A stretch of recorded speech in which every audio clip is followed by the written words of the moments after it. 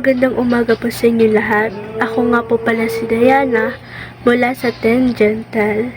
At ngayon, ako ay sumulat ng tula para sa aking papa. Ang munting tula para sa aking papa. Aking papa, ako ay iyong binuhay at minahal mo ko ng buong puso. Ang iyong gabay ay laging nasa isip. Ang iyong pagsuporta ay nakakatulong. Papa, salamat sa pagtulong sa akin. Kahit ako, Papa, ay makulit minsan, pero kahit ganon, nandyan ka pa rin. At lagi mo ako tinutulungan. Maraming salamat sa mga bagay. At kapag ako ay may sakit, nandito ka. Papa, salamat sa mga pag-alala.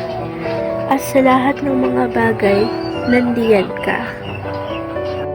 At doon na po nagtatapos ang aking tula para sa aking papa.